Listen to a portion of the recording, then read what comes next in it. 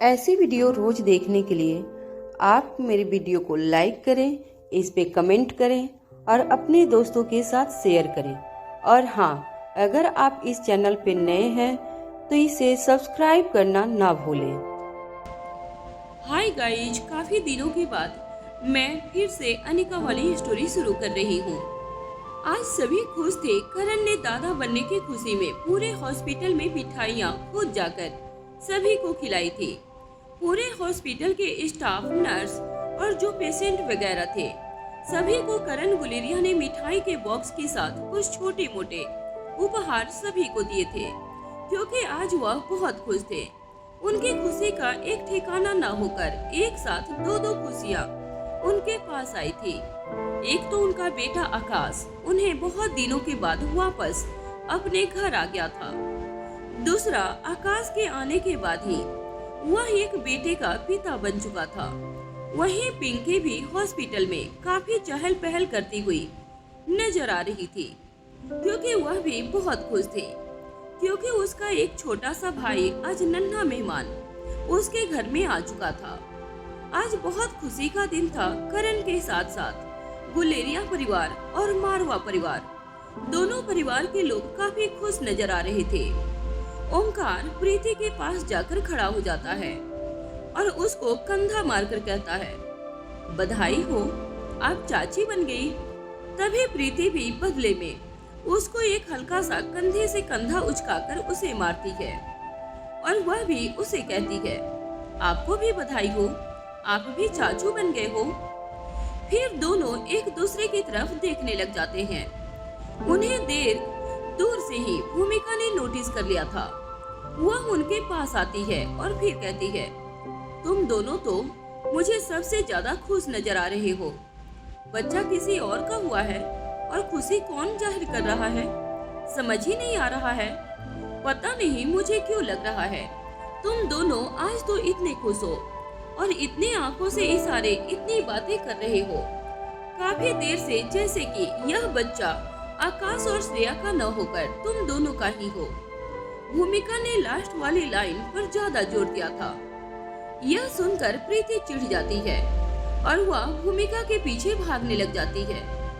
भूमिका भी भागते भागते काफी दूर निकल जाती है और प्रीति भी उसे पकड़ने की कोशिश करती है। काफी चहल पहल नजर आ रही थी। तभी भूमिका भागती भागती कहती है, तुम्हारे बस की बात नहीं है एक पुलिस ऑफिसर को पकड़ना, जिसे आज तक कोई चोर नहीं पकड़ पाया, और तुम मुझे पकड़ने चली हो।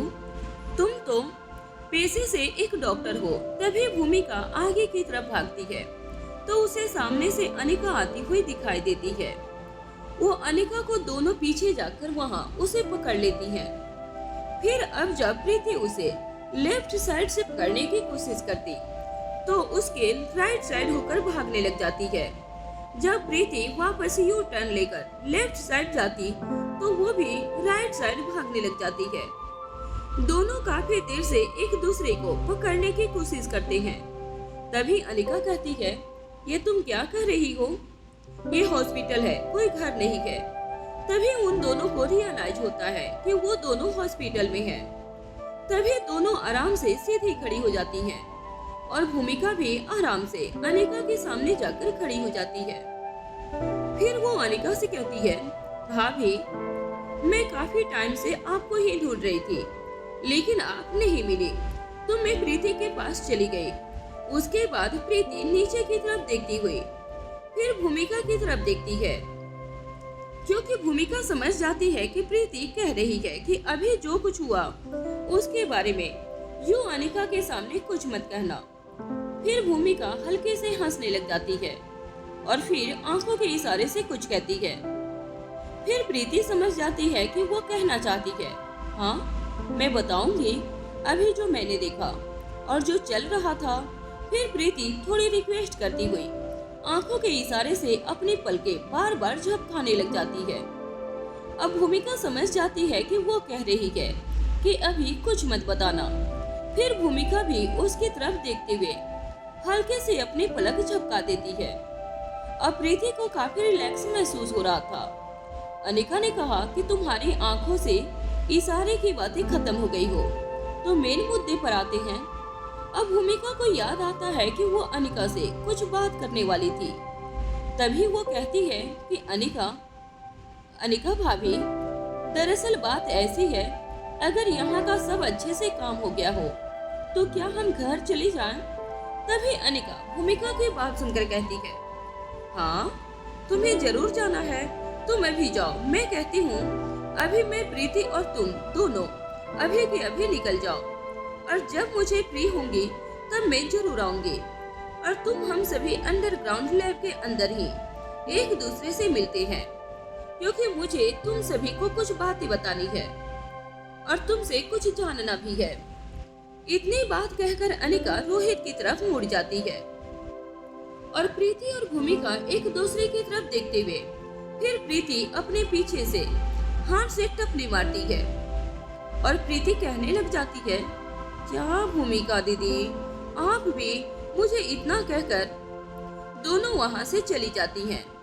मारवा हाउस। प्रीति और भूमिका दोनों ही मारवा हाउस पहुंच चुकी थी।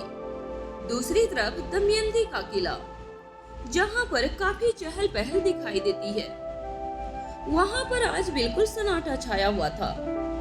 मानो ऐसा लग रहा था, ऐसे हो गई थी मानो उसके शरीर में आत्मा नहीं हो, बस वो एक जिंदा लाश बनकर रह गई है। काफी देर से वह उन दोनों लाशों के पास बैठी हुई थी और उनको देखने लग जाती है। अभी तक उसे होश नहीं रहता कि अब वह क्या करे और कैसे करे, इनका चेकअप कैसे करे, तो कौन करे, क्योंकि लक्ष्मी जो लच्छो थी उसे ही ज्यादा सब चीजों का ज्ञान था, और दूसरी रुद्रमा देवी थी, वह भी उनकी हेल्प कर सकती थी, लेकिन वह भी मूर्छित शांति से, उसकी आंखों में गुस्सा और चेहरे पर क्रोध साफ साफ दिखाई दे रहा था, लेकिन वह बिल्कुल सुन पड़ चुकी थी। उसे ऐसा प्रतीत हो रहा था मानो उसके शरीर से किसी ने आत्मा छीन ली हो, क्योंकि जिन्हें वह अपना राइट और लेफ्ट हैंड कहती, यानी कि लच्छो और रुद्रमा देवी, दोनों ही घायल अवस्था में थे और दोनों की ही बॉडी पर काफी तरह की मशीनें लगी हुई थी। लेकिन बार बार वो यह सोच रही थी, अगर मेरी जगह लच्छो होती तो क्या करती, क्योंकि लच्छो को हर चीजों में काफी माहिर थी, उसे अच्छी नॉलेज थी हर चीज की। लेकिन अब दमयंती सोच रही थी कि मैं कैसे करूं, इन्हें कैसे बचाया जा सकता है, क्योंकि जो उसके सिपाही डॉक्टर थे उन्होंने कहा था कि माँ साहब, यह हमारे बस की बात नहीं है, क्योंकि हमें इतनी डीपली नॉलेज तो है, लेकिन हमें गाइडेंस बिल्कुल लच्छो द्वारा ही किया जाता था। जैसे वो बोलती थी ऐसे ऐसे हम करते थे, वैसे ही हम किसी की भी जान बचाने में सफल हो सकते थे। अब क्या करें? तभी दमयंती देवी कहती हैं, अपने हाथ के इशारे से वो समझ जाती हैं कि वह कुछ कह रही हैं। तभी दमयंती देवी बाहर की तरफ निकल जाती हैं और अपनी वेशभूषा को अच्छे से करती हैं और फेस को अच्छे से क्लीन करके और कपड़ों को चेंज करके वापस उसी रूम में आ जाती हैं जहां पर अभी लक्ष्मी और रुद्रमा देवी का ट्रीटमेंट चल रहा था। अब सभी काफी हैरान लग रही थी। जो और सिपाही वहां पर काम कर रही थी, क्योंकि आज पहली बार उन्होंने दमयंती देवी का ऐसा रूप देखा है, क्योंकि पूरी तरह से दमयंती देवी अपनी हुलिया चेंज करके आई हुई थी, बालों को अच्छे से कवर किया हुआ था, बिल्कुल डॉक्टर वाली ड्रेस पहनकर वो केबिन में आई हुई थी। आज यह बहुत सालों के बाद हुआ था, जो कि आज दमयंती देवी अपने हाथों से अपने राइट और लेफ्ट हैंड के लिए उसने यह कदम उठाया और आज उन दोनों का ट्रीटमेंट वही करने वाली थी। श्रेया हॉस्पिटल में अपने बच्चे को जन्म देने के बाद आज पहली बार अपने बच्चे से मिलने के लिए जा रही थी। श्रेया की भी खुशी का कोई ठिकाना नहीं था, क्योंकि वह अब तक असली आकाश से भी नहीं मिल पाई थी। उसे पहले ही उसे अपना दर्द महसूस होने लग जाए, उससे पहले ही वह जल्दी से यहाँ से डिस्चार्ज लेकर जल्दी से अपने आकाश के पास पहुँचना चाहती थी। उसके मन में बहुत सारे सवाल उठ रहे थे कि आकाश कहाँ था, कैसे गायब हुआ और किसके पास था। श्रेया को अब आकाश के साथ बहुत सारी बातें करनी थी। उसके मन में भी जो उथल पुथल मची हुई थी, उन सभी का हाल अब वह उसे आकाश के पास ही दिखाई और मिलने वाला था, क्योंकि वह अनिका से भी ज्यादा बातें नहीं कर पाई थी। अब श्रेया करण से पूछती है, पापा आकाश कैसे हैं? अब करण श्रेया को बताता है कि आकाश अब बिल्कुल ठीक है। घर पर एक डॉक्टर की टीम आकाश की देखभाल में लगी हुई है। तुम बस अपनी और अपने बच्चे का ध्यान रखो, क्योंकि अभी तुम्हें भी ज्यादा देखभाल की बहुत जरूरत है। करण की यह बातें सुनकर अब श्रेया हाँ में अपना सर हिला देती है। श्रेया फिर से कहती है, पापा मुझे यहाँ से डिस्चार्ज कब तक मिल जाएगा? करण कहते हैं, वैसे तो सब कुछ नॉर्मल है, लेकिन अभी डॉक्टरों की निगरानी में तुम्हें कुछ टाइम और रखने की सलाह दी गई है। 3 दिन के बाद तुम घर जा सकती हो, लेकिन ध्यान रहे बेटा, घर जाने के बाद भी कभी आकाश के चक्कर में तुम अपना ध्यान न रखना और अपने बच्चों का ध्यान न रख पाओ, क्योंकि अब तुम्हारे कंधों पर 2-2 बच्चों की जिम्मेदारी है। आकाश के लिए एक डॉक्टर की टीम है, इसलिए वह आकाश को अच्छी तरह से देखभाल कर लेंगे। अनिका से बात करने के बाद भूमिका प्रीति के साथ बाहर के लिए निकल जाती है। भूमिका अपना फोन हाथ में लेकर आगे की तरफ कदम बढ़ाती है। साथ साथ प्रीति भी उसके साथ चल रही थी। जल्दी से भूमिका अपने फोन में कुछ टाइप करती है और उसे सेंड कर देती है। तभी वे कुछ कदम ही दूर पर चले हुए थे। तभी भूमिका का फोन की रिंग बजती है और वह फोन को चेक करने लग जाती है, क्योंकि उसने जिसके पास मैसेज किया था उसका रिप्लाई आ चुका था। काम हो गया है। भूमिका के फेस पर एक शरारती मुस्कान आ जाती है।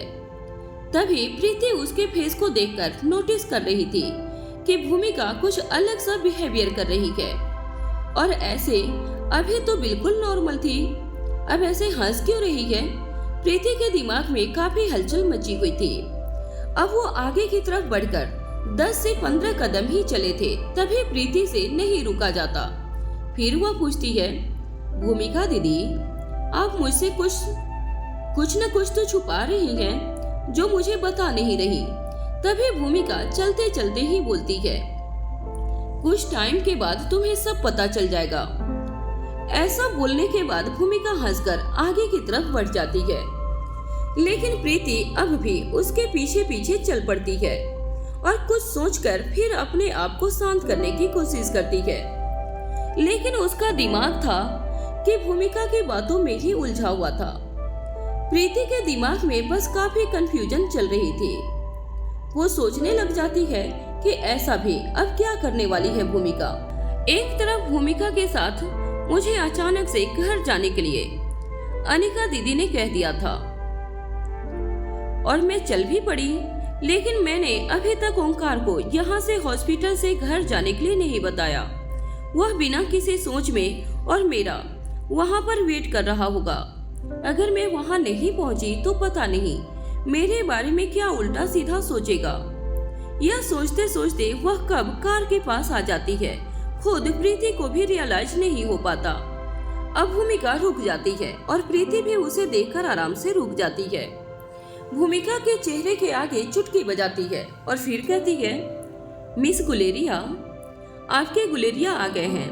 यह बोलकर वह कौटिल्य जहाँ पर खड़ा था उस तरफ इशारा करती है। इशारा मिलते ही उसकी नजर उधर चली जाती है तो वह देख पा रही थी कि कौटिल्य के जस्ट पीछे ही ओंकार खड़ा हुआ था। अब प्रीति अपनी नजरें झुका लेती है। सभी हंसने लग जाते हैं। प्रीति इस समय समझ नहीं पा रही थी कि भूमिका अपना पुराना हिसाब किताब बराबर करने में लगी हुई है। आज से सुबह से ही कौटिल्य प्रीति की इस सिचुएशन को समझ पाता है कि प्रीति कितना ऑकवर्ड फील कर रही थी।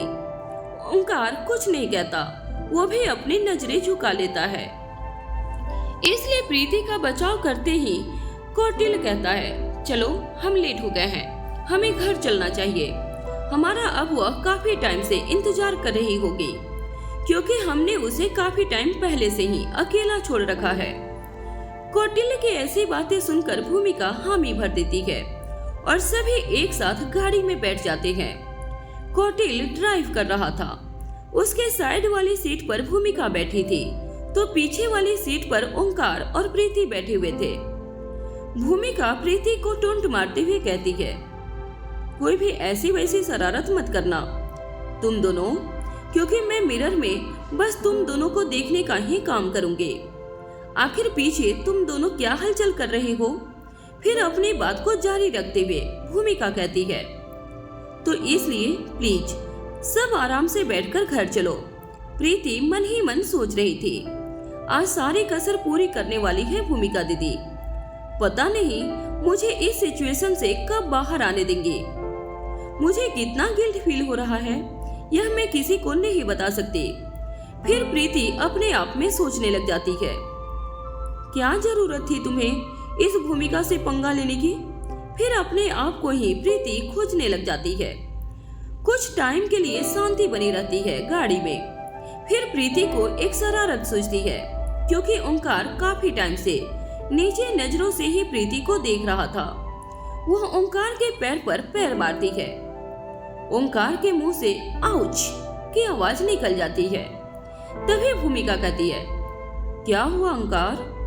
तभी ओंकार कहता है, कुछ नहीं दी, बस मैं अपना पैर पर पैर रखकर उसको दबा रहा था। वह जोर से दब गई इसलिए थोड़ा सा दर्द हो गया, इसलिए मुंह से आउच शब्द निकल गया।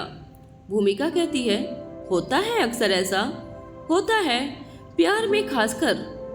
काफी देर से उन चारों की नोकझोंक चलती रहती है। कुछ समय के बाद ही गाड़ी मारवा हाउस के बाहर रुकती है। अब भूमिका कहती है, अब तुम दोनों की शरारत फिनिश हो चुकी है, तो मारवा हाउस आ गया है, तो गाड़ी से बाहर निकलने के लिए अपने पैर नीचे रखो। भूमिका की बात सुनकर ओंकार के चेहरे पर भी स्माइल आ जाती है। वह आराम से दोनों निकलते हैं और भूमिका और कौटिल्य दोनों ही अंडरग्राउंड सीक्रेट लैब के अंदर जाने लग जाते हैं। लेकिन भूमिका पीछे रह जाती है। प्रीति को थम्स अप का इशारा करती है। फिर दोनों अपने कदम लैब की तरफ बढ़ा देते हैं। प्रीति भी कुछ कदम आगे लेकर ओंकार के आगे की तरफ चली जाती है। कुछ कदमों के फैसले पर ही ओंकार भी प्रीति के पीछे पीछे उसके रूम तक जाने लगता है। तभी उसे एक आवाज सुनाई पड़ती है। यह आवाज सनी की थी, जो कि उसे कब से आवाज लगा रहा था। लेकिन ओंकार का ध्यान पूरी तरह प्रीति की तरफ ही था। तभी ओंकार देखता है कि सनी वहीं पर बैठा है डाइनिंग हॉल में। डाइनिंग हॉल के साइड वाली चेयर पर जाकर ओंकार भी बैठ जाता है। तब सनी अपनी बात को जाहिर रखते हुए कहता है, यार ओंकार, तुम तो मारवा हाउस आने ही छोड़ दिए, ऐसे क्या बात हुई है? तुम दोनों के बीच कोई लड़ाई झगड़ा तो नहीं हुआ है ना? लेकिन ओंकार ना में अपना सर हिला देता है। काफी देर तक दोनों ऐसे ही बातें करने लग जाते हैं। उन्हें 5 से 10 मिनट का टाइम लग चुका था। तब सनी कहता है, चलो ठीक है, तुम चलो। तभी ओंकार कहता है, हाँ मैं प्रीति से मिलकर आता हूँ, फिर घर भी जल्दी जाना होगा, प्रीति को साथ लेकर। अच्छा भाई। सनी जब ऐसे कहता है तो ओंकार उसे पलटकर खड़ा हो जाता है और कहता है, कुछ नहीं, बस वो बेबी वेलकम के लिए हमें कुछ तैयारी करनी है, इसलिए मैं प्रीति को अपने साथ घर लेकर जाऊंगा। सनी कहता है, अरे यार मैं बस मजाक कर रहा था। ओंकार कहता है, लेकिन मैंने फिर भी तुम्हें सारी बात बता दी है, क्योंकि आगे तुम गलत ना करो। अब सनी अपना सिर झुका लेता है और फिर कहता है, ठीक है बाबा, अब तुम जाओ। ओंकार वहां से प्रीति के रूम की तरफ अपना कदम ओंकार बढ़ा लेता है। ओंकार अब प्रीति के रूम के बाहर पहुंच चुका था और वह दरवाजे को खोलने की कोशिश कर रहा था, लेकिन दरवाजा तो पहले से ही खुला हुआ था।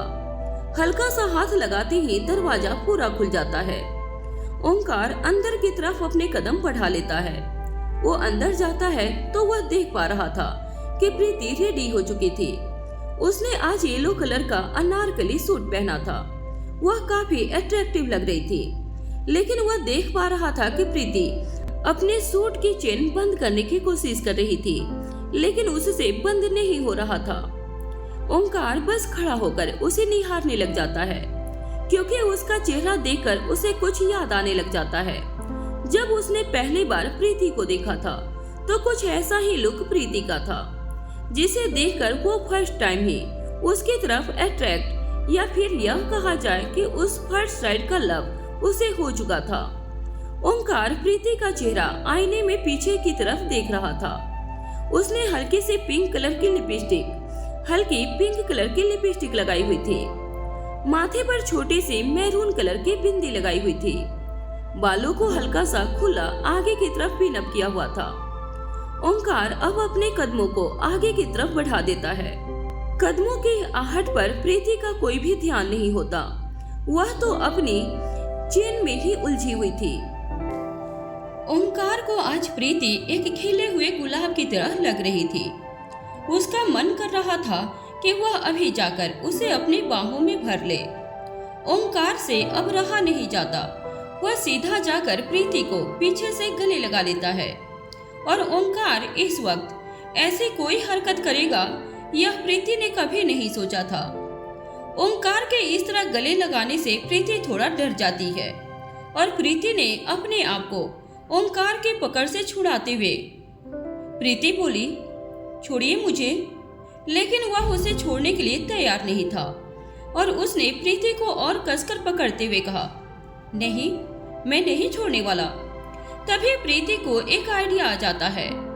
वह थोड़ा झुककर ओंकार के हाथ पर जोर से बाइट काट लेती है, जिससे ओंकार को दर्द होता है, और वह एक झटके में प्रीति को छोड़ देता है। और ओंकार ने प्रीति को घूरते हुए कहा, जंगली बिल्ली। प्रीति ने ओंकार को घूरते हुए कहा, क्या कहा आपने? जंगली बिल्ली? तो दूर रहिए ना जंगली बिल्ली से, वरना यह आपको काट भी सकती है। अब ओंकार ने हंसते हुए कहा, दूर रहने का तो सवाल ही पैदा नहीं होता, क्योंकि आई लाइक यू जंगली बिल्ली। और फिर वह धीरे धीरे प्रीति के करीब जाने लगता है। तो प्रीति ने उसे रोकते हुए कहा, दूर रहिए मुझसे, मेरे पास मत आइए, वरना। अब ओंकार ने प्रीति को करीब जाते हुए कहा, वरना क्या करोगी? तभी प्रीति इधर उधर देखती है। तभी उसकी नजर वही रखे हुए एक नाइफ पर चली जाती है। वह उसे उठाकर ओंकार को दिखाते हुए कहती है, वरना आपके लिए अच्छा बिल्कुल नहीं होगा। यह देखकर ओंकार के चेहरे पर एक स्माइल आ जाती है। वह प्रीति की तरफ बढ़ते हुए कहता है, तो क्या करोगे तुम? इस चाकू से मेरे पे वार करोगी क्या? प्रीति ने ओंकार को धमकाते हुए कहा, जरूरत पड़ी तो मैं यह काम भी कर सकती हूँ, और सोच समझकर कर सकती हूँ। इसलिए सोच समझकर मेरे पास आइएगा, क्योंकि मैं एक पेशे से डॉक्टर हूँ। तो डॉक्टर को चीड़-फाड़ करने से कोई परहेज नहीं होती है, ना ही किसी तरह की कोई हेजिटेशन होती है। अब प्रीति अपनी बात को जारी रखते हुए कहती है, इसलिए सोच समझकर मेरे पास आइएगा, वरना आपके लिए तो अच्छा बिल्कुल भी नहीं होगा। अब ओंकार ने मुस्कुराते हुए कहा, नहीं, तुम ऐसा कुछ नहीं कर पाओगे। देखना चाहोगी क्यों? यह कहने के बाद ओंकार और प्रीति के करीब बढ़ जाता है, जिससे प्रीति पीछे होती जा रही थी और जाकर दीवार से जाकर टकरा जाती है, और ओंकार उसके करीब पहुंच जाता है। वह अपने हाथ से प्रीति के दोनों हाथों को पकड़ लेता है और दूसरे हाथ से उसकी कमर को पकड़ लेता है और अपनी तरफ खींचते हुए कहता है, जैसे प्रीति ओंकार के बहुत करीब पहुंच जाती है और उसकी पकड़ छूटने के लिए छटपटाने लगती है, जैसे ओंकार की पकड़ उसकी कमर पर और कसती चली जाती है। तो ओंकार ने प्रीति के करीब जाकर उसके कान में कहा, क्या हुआ? होने वाली मेरी प्यारी वाइफ, तुम इतना घबरा क्यों रही हो? अभी तो तुम मुझे मारने की बात कर रही थी, लेकिन अब तुम्हारे हाथ क्यों कांप रहे हैं? ओंकार को खुद को इतना करीब देखकर आज पहली बार प्रीति के हार्ट बीट नॉर्मल से काफी ज्यादा बढ़ चुकी थी और उसके रोंगटे भी खड़े हो गए थे। अब भी प्रीति के इस तरह के चेहरे के एक्सप्रेशन देखकर ओंकार के मन ही मन काफी खुशी हो रही थी। तभी ओंकार को एक शरारत सूझती है। वो प्रीति के कान पर वाइट कर लेता है और प्रीति से अलग होते हुए कहता है, यह मेरा बदला है जो तुमने अभी मुझे बाइट किया था। उसका इस पर प्रीति ओंकार को गुस्से में घूरकर देखने लग जाती है। ओंकार ने प्रीति से पूछा, क्या हुआ? होने वाली मेरी प्यारी सी क्यूटी सी वाइफ इस तरह क्यों घूर रही हो? जैसे कि अभी तुम खा जाओगी मुझे। अगर खाना है तो सेब उठाकर खाओ ना। प्रीति को काफी चिढ़ महसूस होती है। वो चिढ़ते हुए कहती है, मैं अभी आपकी वाइफ नहीं हूँ, होने वाली हूँ। अभी हुई तो नहीं हूँ ना, इसलिए आप मुझे यह बोलना तो बिल्कुल मत करो और मुझे सीधा नाम लेकर ही बोलो, क्योंकि मुझे अच्छा नहीं लग रहा। प्रीति की यह बात सुनकर ओंकार कहता है, क्योंकि मैं बहुत जल्द बैंड बाजा बारात के साथ घोड़ी चढ़कर तुम्हारे घर आने वाला हूँ और तुम्हें अपने घर लेकर जाने वाला हूँ। तभी प्रीति कहती है, यह तुमने कब प्लान कर लिया? मुझे क्यों नहीं कहा? तभी ओंकार कहता है, यह मेरी अनिका से बात हो चुकी है। जब तुम काफी बिजी थी तो उस टाइम मैं आया हुआ था, लेकिन तुमसे नहीं मिलकर मैं अनिका दीदी से मिलकर गया था। अब प्रीति चुप हो जाती है। ओंकार मुस्कुराते हुए कहता है, अरे यह सब मैंने प्लान कर लिया तो होने वाली वाइफ तो बोल ही सकता हूँ ना। अभी पूरा वाइफ तो नहीं बोला। अब प्रीति गुस्से में आ जाती है। मैंने कहा ना आपको, अभी यह मत बोलो। अब ओंकार प्रीति से कहता है, ठीक है, तुम जैसा कहोगे मैं बिल्कुल वैसा करूँगा, लेकिन तुम मुझसे नाराज मत होना, क्योंकि मैं तुम्हारी नाराजगी बिल्कुल भी बर्दाश्त नहीं कर सकता। अब प्रीति चुप हो जाती है। लेकिन आज जो कुछ हुआ था उसे प्रीति को भी एक अलग से एहसास ने घेर लिया था। वह भी आज अपने आप को ओंकार के हवाले कर देना चाहती थी, क्योंकि उसका अपने आप से कंट्रोल खो चुका था। लेकिन जो आज ओंकार ने किया वो काफी अच्छा था, क्योंकि ओंकार ने ऐसी कोई गलत हरकत नहीं की थी जिसकी अपेक्षा प्रीति सोच रही थी। ओंकार ने पीछे जाकर प्रीति से कहा, मैं बस तुम्हारे बैक साइड की चेन को बंद करने की कोशिश कर रहा था, क्योंकि मुझसे भी बिल्कुल नहीं हो रहा था, इसलिए मैंने तुम्हें कसकर पकड़ा। जब प्रीति के फेस पर स्माइल आ जाती है और स्माइल के साथ जो उसने अभी अभी ओंकार को इतनी सारी खरी खोटी सुनाई थी, उसके लिए वो ओंकार को बार बार सॉरी बोलने लग जाती है। लेकिन ओंकार कहता है, ऐसी तो कोई बात नहीं है, सॉरी का ऐसा हो जाता है। अब ओंकार प्रीति से कहता है कि अब हमें चलना चाहिए। प्रीति कहती है, अभी मैं 2 मिनट में आई, तुम चलो। इतना कहकर ओंकार रूम से बाहर चला जाता है और प्रीति का वेट करने लग जाता है। प्रीति पहले थोड़ी सी अपने आप को शांत करती है, उसके बाद मिरर की तरफ देखती है और अपने आप को उसमें देखने लग जाती है। फिर कुछ सोचने के बाद कहती है कि चलो, ओंकार काफी देर हो गई है, वो मेरा वेट कर रहा होगा, इसलिए मुझे अब चलना चाहिए। अपना फोन लेती है और दरवाजे से बाहर की तरफ अपना कदम बढ़ा देती है। वहीं दूसरी तरफ आज प्रीति की जगह सौम्या भूमिका को देखने वाली थी, क्योंकि प्रीति आज गुलेरिया हाउस के लिए निकल गई थी। भूमिका जल्दी से कौटिल्य के पास भागकर चली जाती है और उसे जोर से हग कर लेती है। कौटिल्य को इस चीज तक अभी तक होश नहीं होता, क्योंकि उसने अभी तक भूमिका से यह सब एक्सेप्ट नहीं किया था। उसके बाद भूमिका अपनी जो भी अभी उसका प्लान था वह बिल्कुल सक्सेसफुल हुआ था, तो उसको उसके साथ बांटना चाहती थी और उसके बारे में सब कुछ जानना चाहती थी। कौटिल्य भी बिना झिझक के भूमिका को हग कर लेता है और कुछ टाइम तक एक दूसरे में ऐसे मीठी नोक-झोंक से एक साथ एक दूसरे के गले लगे रहते हैं। भूमिका सौम्या के पास अब चली जाती है और उसको बोलती है, तुम्हें पूरा यकीन था ना कि तुम्हारी दोस्त बहन जैसी है, जो तुम्हें अच्छा लगे वो उसको नाम देती हो। तुम्हारी दमयंती देवी जो तुम्हारे बचपन की दोस्त है तुम्हें बचा लेगी। लेकिन क्या हुआ, तुम तो अभी भी यहीं पर हो।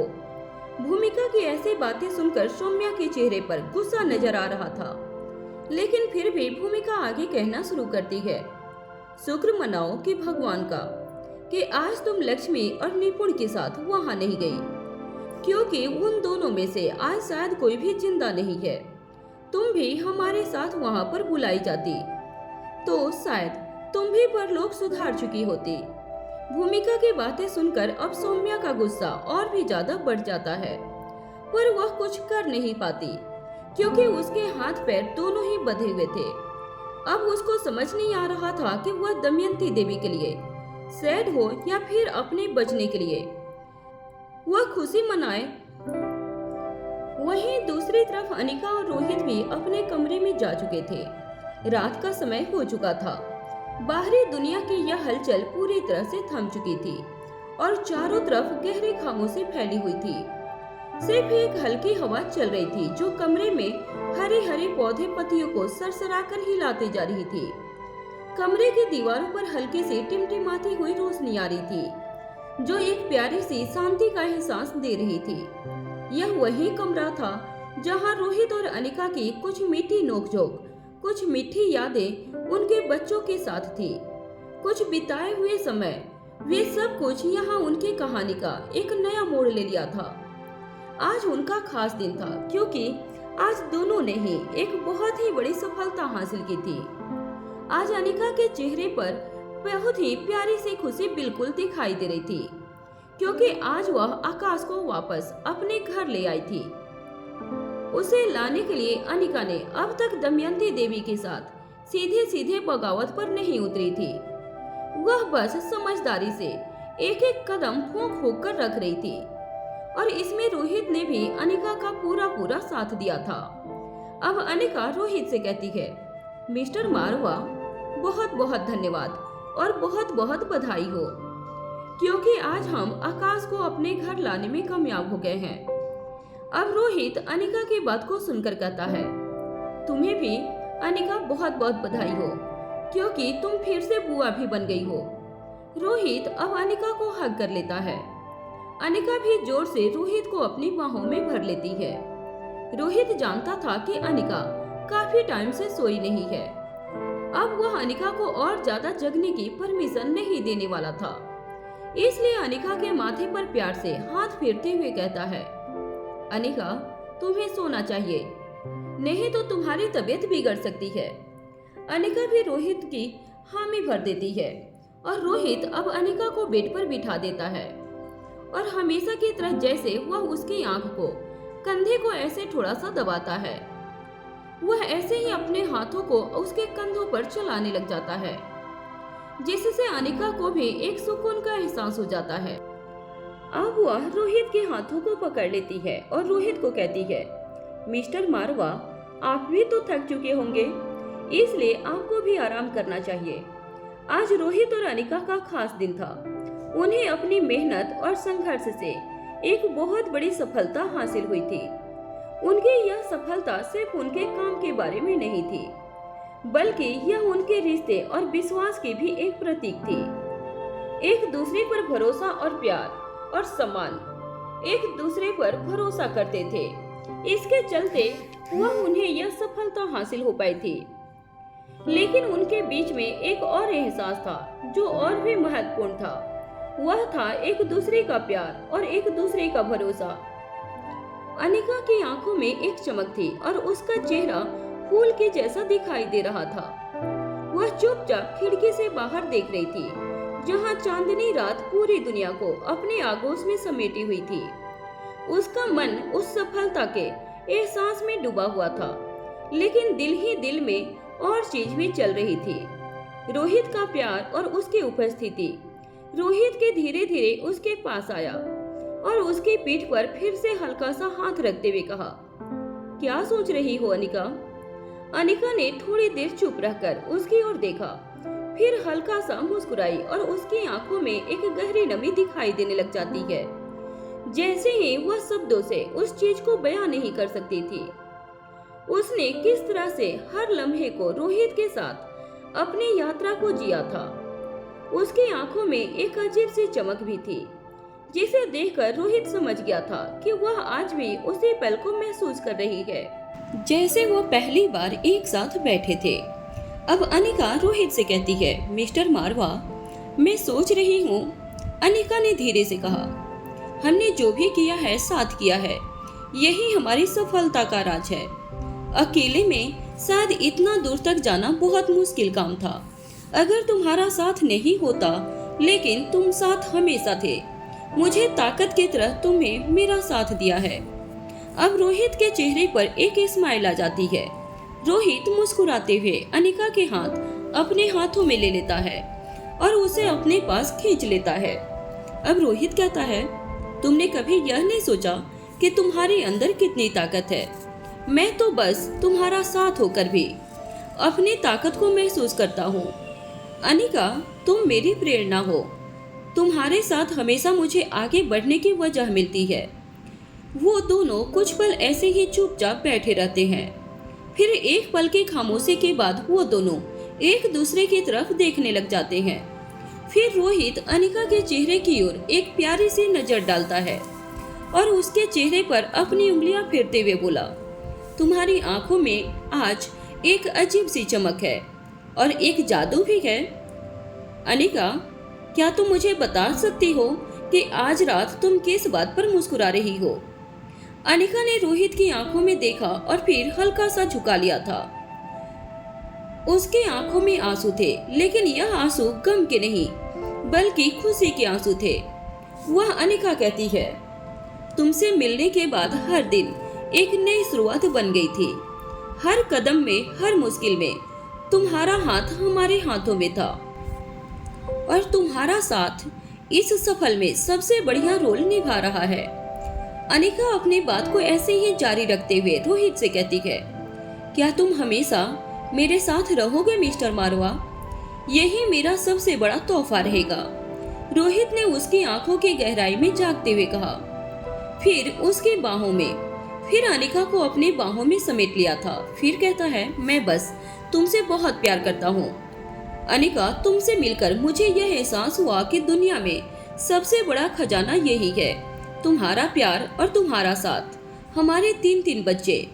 लेकिन जब रोहित के मुंह से बच्चों का नाम आता है, तभी अनिका की आंखें नम हो जाती हैं। वह अनिका अपने बच्चों को मिस करने लग जाती है। तभी रोहित अनिका से कहता है, बच्चों को मिस कर रही हो ना? घबराओ मत, क्योंकि बच्चों से मेरी बात हो गई है। बच्चे बिल्कुल ठीक हैं।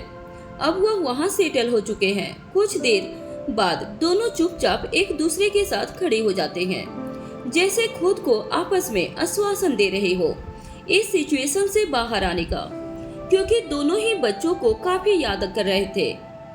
क्योंकि खासकर रिया के बिना इस घर में चहल पहल बिल्कुल नहीं थी। कुछ देर के बाद रोहित ने अनिका से कहा, आओ चलो कुछ खास करते हैं। आज हमारी सफलता का श्रेय मनाते हैं और तुम्हारी पसंदीदा फिल्म देखते हैं। इस पल को सिर्फ हमारे लिए खास बनाते हैं। अनिका मुस्कुरा देती है। अनिका फिर अपनी आंखों से अपने आंसू पोंछ लेती है और प्यारी सी झलक से अपनी आंखों को झपकाने लगती है। रोहित अनिका की तरफ ही देख रहा था। फिर रोहित अनिका को अपने हाथों में लेते हुए कहता है, मैं तुम्हारी इसी अदा का तो दीवाना हूँ। फिर रोहित अपनी बात को आगे बढ़ाते हुए कहता है, हमेशा मेरी पसंद का ख्याल रखती हो मिस्टर मारवा। चलो तुम सही कह रहे हो, हमें इस पल को जी लेना चाहिए। रोहित ने कमरे में कोने में एक टेबल रखा हुआ था। लैपटॉप उठाया, फिल्म को प्ले कर दिया। कमरे में धीमी सी रोशनी और पर्दे के पीछे से आ रही चांद की चांदनी का माहौल बिल्कुल प्यारा सा रोमांटिक बना रहा था। दोनों बैठ गए थे और फिल्म के स्क्रीन पर अपने प्यार को महसूस करने लग गए। बीच बीच में जब किसी खास पल का निगाह एक दूसरे को मिलती तो एक हल्का सा मुस्कुराहट एक दूसरे के चेहरे को देखकर आ जाती थी। अब रोहित और अनिका से कहता है, इससे बेहतर रात और क्या हो सकती है? तुम, मैं और हमारा प्यार एक दूसरे के लिए खास है। अनिका ने उसकी आंखों में देखा और कहा, तुम्हारा प्यार ही मेरे लिए सब कुछ है मिस्टर मारवा। तुम मेरे साथ हो, मुझे और कुछ नहीं चाहिए। मेरी सबसे बड़ी सफलता तुम ही हो।